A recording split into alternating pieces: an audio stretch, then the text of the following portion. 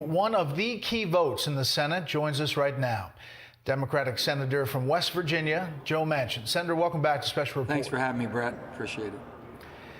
Senator, I want to make clear what happened today. You voted to move the procedure forward on the budget resolution. You didn't vote for the package itself, the $1.9 trillion. You moved it forward.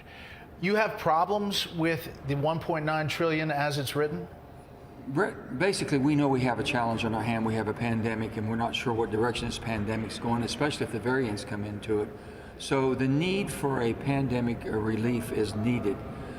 People can decide on what the size of that needs to be. The president has said 1.9, and then my Republican colleagues and friends have taken a different approach. But at least they started this, and I thought it was a great meeting last night that the president.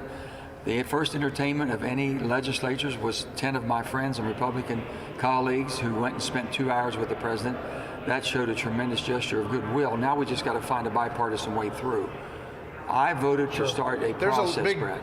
big difference here between 1.9 and 600, obviously just on top line. But as you go into the specifics, the $1,400 stimulus checks, but the big one, are you for raising the minimum wage to $15 an hour? Brett, I don't think that's going to make it in because it doesn't fit within, I know it's an inside ball game, but inside the Byrd rule.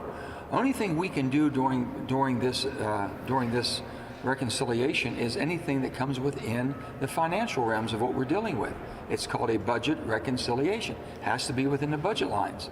That does not come within that at all, and it really needs to be debated. It doesn't work, and different states are different. Some states already have $15. I think anybody that goes to work in the morning and works 40 hours a week and works 50 weeks a year, that's 2,000 hours, should be above, a family of three, above the poverty guidelines. And that's not $15. Yeah, let me put up the Biden coronavirus relief plan, and that's $1,400 stimulus checks, the $15 an hour, which you're saying is not going to fall into the rules as I don't they're think it written. does. And also $350 billion in state and local relief. You're for that? Well, we have to look at that. I think that's way high. From everything I've seen, that's extremely high. But with that, we want to make sure that the states that truly have been hit the hardest, have revenue shortages because of the type of economy they had, have some relief. We're very sympathetic towards that. And you know, we worked together in the 900 billion 908 team that we put together with Democrats and Republicans and came up with a good compromise, but you had to meet metrics in order to do it. You had to show need. You had to show basically the coronavirus, how much it attacked your state, and basically how your economy lost in the population. So they're going to have to prove that they need it, but I don't think it'll be anywhere near that. So if they say we're pushing forward with reconciliation, which means not 60, 51 votes. True. Let's say they figure out a way to write it where it all fits under the rules.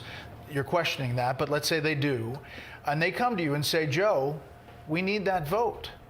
And it's 1.9 trillion. Are you voting for it? Brett, what I have told everybody, and I made it very clear from the President of the United States to all of my colleagues, we're going to make this work in a bipartisan way. My friends on the other side are going to have input, and we're going to do something that we agree on. I'm not going to do it just down the lines of just saying party line vote. It has to make sense. And if it's out of the realm that makes sense and what we've worked on together, we've built too much trust up among each other to allow this to fall apart. So they can count on me to make sure that we do everything to make this bipartisan.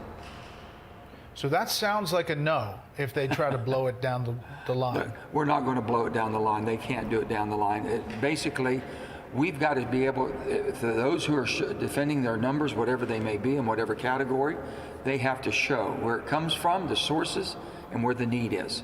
We have to look at basically how much we've already spent in those arenas. There's a lot of money that's gone out the door, and we all know that. I wish we would have been able to sit down and work through a bipartisan way. They all knew that. They knew where I stood. But I wasn't going to stand and not allow us to go down a pathway. And they're going back in history, Brett. In 2009, they said I wasn't here. They tried to work on the Affordable Care Act. They worked for 8 or 9 months negotiating, and then it all fell apart. We really don't have that amount of time. If it would fall apart, I don't think it would, but that's their interpretation of it. So I said, fine, we'll start this process, but I want you to know I will vote in a bipartisan way. Now Senate Minority Leader Mitch McConnell said the reason he was going forward with the power sharing deal is because you and Arizona Senator Kyrsten Sinema essentially pledged publicly that you would not break up the filibuster, the 60-vote threshold for legislation. True. Two questions here. One, under what conditions would you vote to end the filibuster? I don't think there is any. You understand, I come from the state that had a senator who served this country unbelievable, but the bottom line was he was a defender of the Senate. He used to tell me, Brett, he said, hey, Joe, he says, when I was governor, he says, let me tell you about the Senate. It's a special place. There's nothing like it in the world. He says, why do you think Rhode Island has 2 senators in California, the smallest and the largest? Why do you think that? Don't you think our founding fathers were thinking of basically how the big person couldn't press to the smaller person? Why do you think we have the filibuster?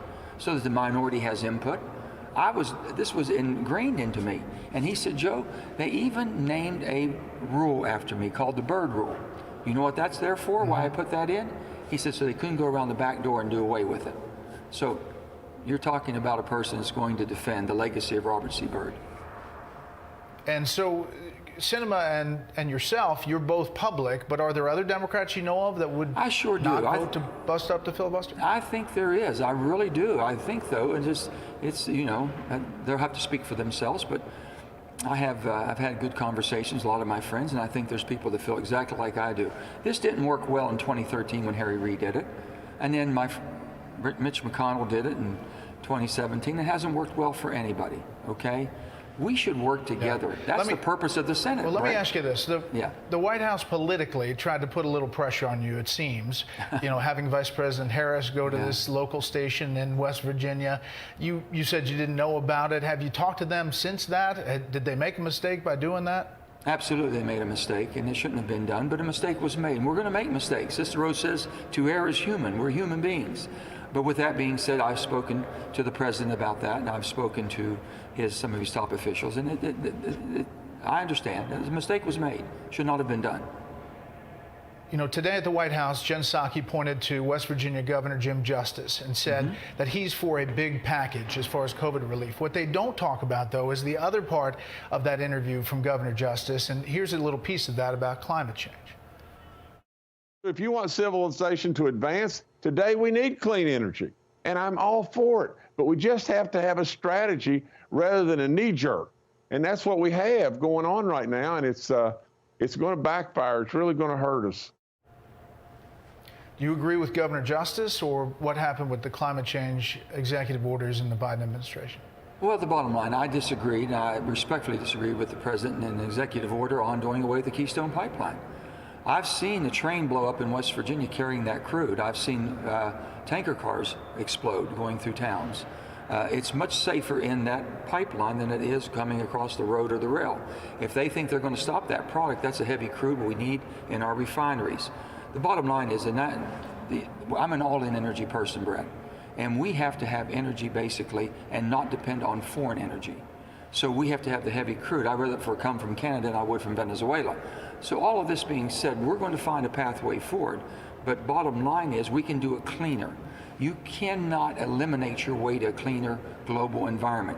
You can innovate your way through technology, and that's what we intend to do. And in West Virginia, we'll build the new technology that the rest of the world can clean up the environment. This should be an opportunity. There's transitions going on. I have 10 seconds here, Senator. Are you the most powerful person in Washington? Let me tell you something.